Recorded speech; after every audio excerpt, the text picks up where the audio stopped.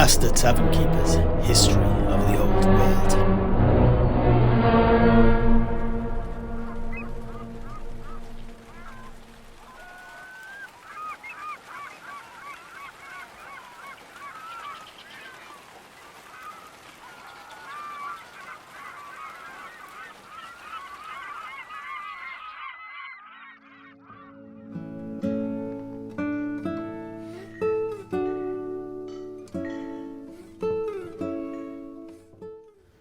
Gentlemen, we have finally reached the fight at Dungal Hill. Oh, yeah.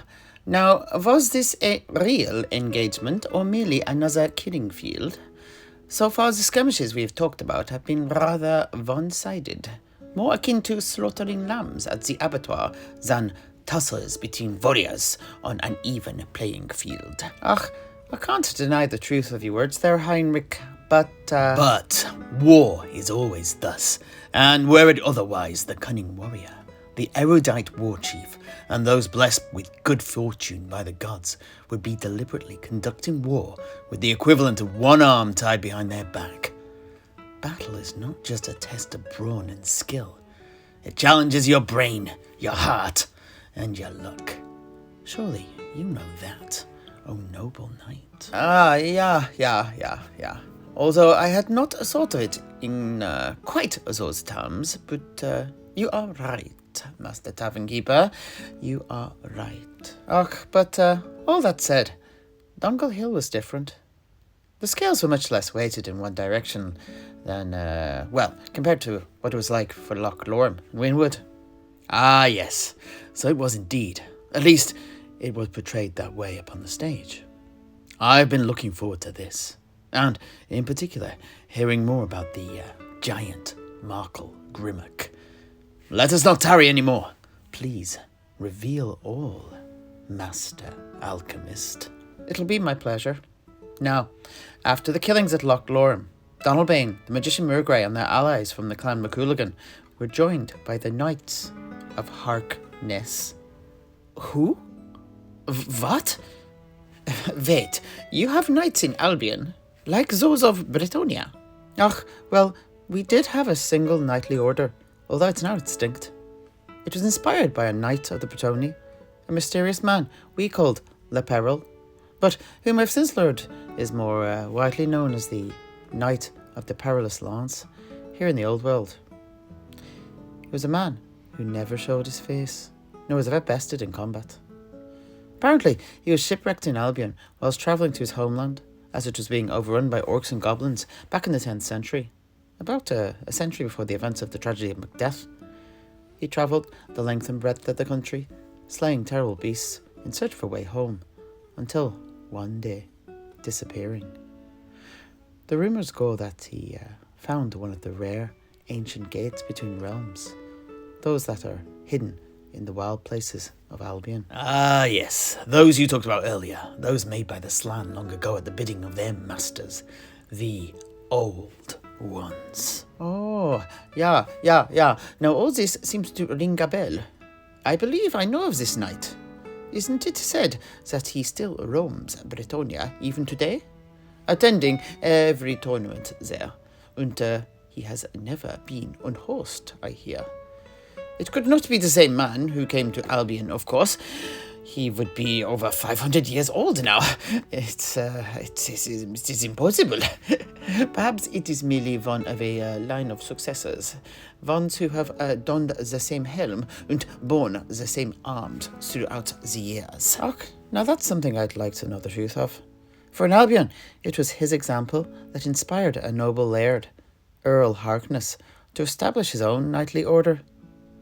After his death, his son adopted his father's name as his title, and he became the Earl, Clan Laird and Master of the Knights of Harkness. It was to the current Earl, Dart, that the ally of Donalbain and Julia McEwen, the knight-errant John Quickshire, went to in order to request his aid in battling Macbeth. Oh, yeah, and what was so special about this Dart, this Earl of Harkness? Now, Dart was the famed bearer of the magical flaming blade, as well as the old friend and mentor to John Quickshire. He was also not of woman born. What? What do you mean? What Sedrik means is that Dart was not born as other men are. Instead, he was cut from his mother's womb, and thus was immune to the power of the magical spell laid upon McDeath by the witches, the one protecting the king from harm.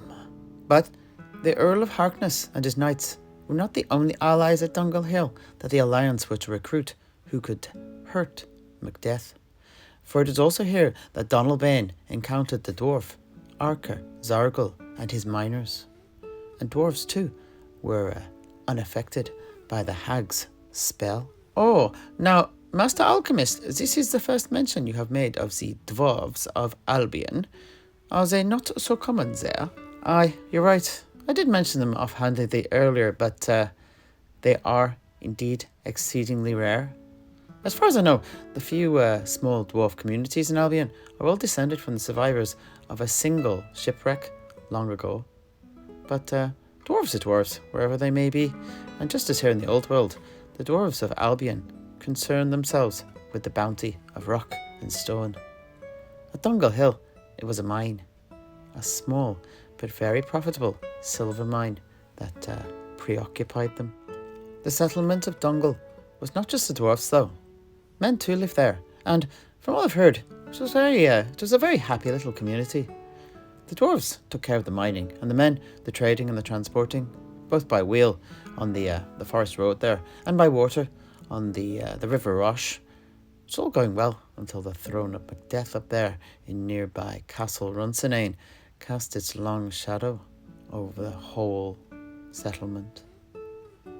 You see, for many, the reign of McDeath began with promise, for the crown was not lacking in wealth, but McDeath's dreams of dominance required more than what lay in the treasury, and so, in order to swell their armies for the conquest of the rest of Albion, alternative sources of revenue beyond that earned by the numerous toll booths and whatnot that dotted the land became necessary for McDeath and his lackeys. The seizure of both the mine and its assets quickly became a priority. McDeath entrusted this task to one of his lieutenants, a man called Ian McCrecker, a wizard of some skill who had apparently learned the dark arts from the same shadowy master as Lady McDeath. Oh, yeah, and who was that then? Ach, actually, we don't know. All we know is that they learned their arts from someone connected to the mysterious Citadel of Lead up there in the north. But, well, this is something we shall talk about more later, I think, after we finish with McDeath and all that. Anyhow, McCrecker became the governor of Dongle and was ordered to squeeze every last drop of silver from the mine.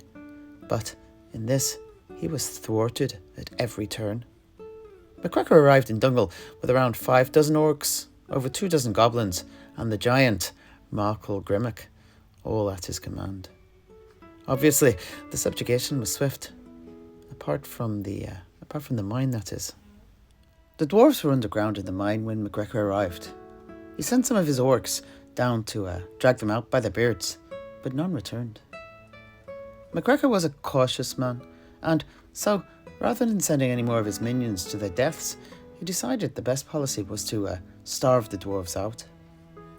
He posted a large contingent of greenskins to guard the entrance and waited, and waited, and waited, but the dwarves failed to resurface. The new governor assumed the dwarves must be dead, and so sent more orcs down into the mine.